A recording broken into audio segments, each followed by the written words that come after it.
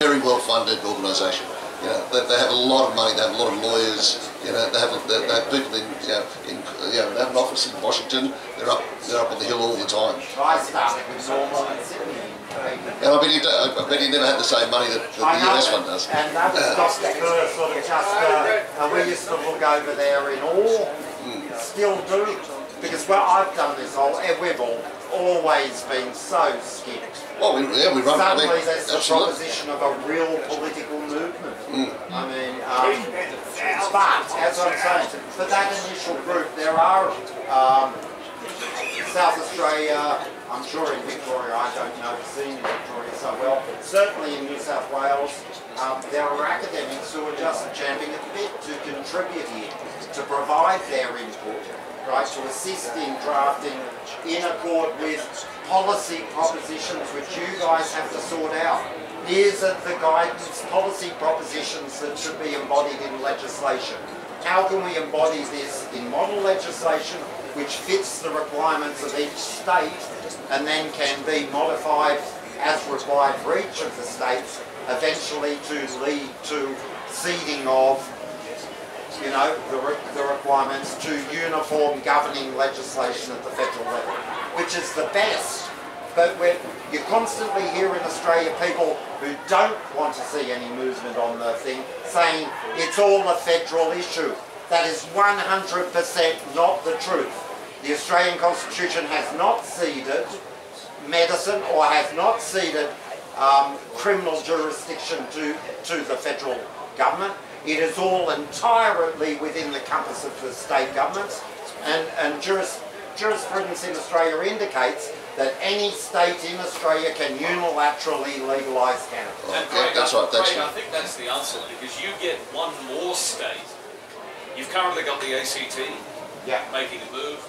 These guys are making noise in WA.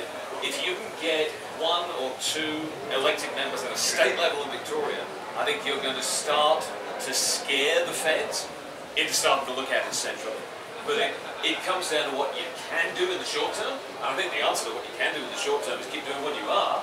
You know, let's get the next 2 state elections through and start bringing the pressure on to the feds have absolute control over the territories, but they have none over the states. Just tying those things together of the state and federal thing, back in the mid-80s as part of the drug offensive, which you can maybe find online, or a bit before the net. One of the federal government and state government cooperative things was uniform drug legislation across every state, because you can't have this state being different to that, because we're a commonwealth. You know, you want to be able to go from one state to the other and have the same law. Well, all we need is one state. All we need is one state to legalise, and then the feds will go for it. A basic thing I think to push for immediately, which could be attainable, is immediately introduce the ACT stuff across all the states with federal support, in order, and that's just a stepgap measure towards, you know, doing a proper final study that will not be, you know, rejected and de novo re-evaluation. Right. Look, we're nearly out of time, so has anybody else got anything to say from the floor? Sorry? Yeah, Craig. Craig, we're both Craigs. Tony from the LCQ, mate. They're already scared, mate. The last bit of election, I'm a good friend of Shane Newman, there's 5 wins in a row. I was actually run by him personally and asked him not to run for the seat of Blair because it was only a 1.2% margin. Okay, so they are already worried. Luckily, Scarmo shot himself in the foot and remained with a 7.5% margin. But they are worried, they are listening, and they are watching us. We just got to keep hammering away. Is there anything, Bernie? I was up against Pauline Hanson in the last election. Next time it's Malcolm Roberts. Oh, He received 77 votes below the line. Really? Yeah, all right. Anybody else? 2 more percent, it would have been me and David Pocock.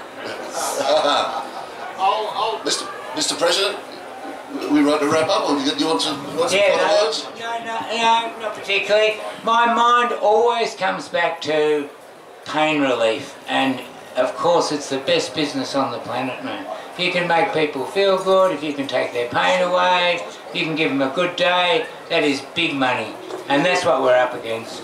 And I think evidence, you know, just the fact that more and more people are trying cannabis, getting good results from it, anxiety, depression, anxiety, depression and chronic pain are the big markets. Cannabis is great for all of them. Prepared to prescribe it these days. Doctors are more prepared to prescribe it these days too.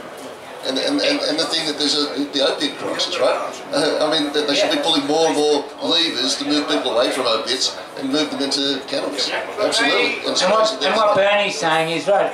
You know, there was only a handful of doctors who could prescribe in the beginning. That is growing really quickly. And it's happening because patients come back to them and they can see the change. They can see they've changed and they think, well, okay, I have cannabis. Those hippies weren't so dumb.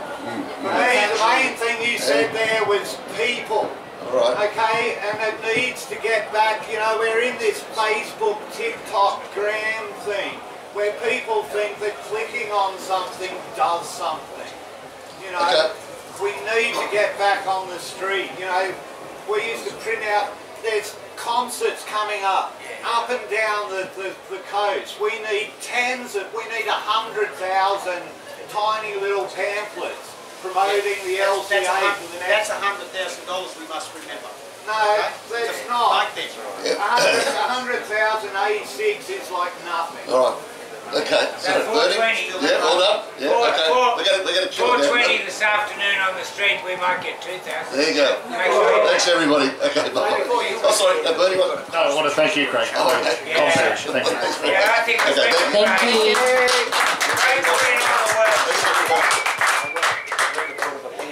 If you're interested in your opinion, you can read the case.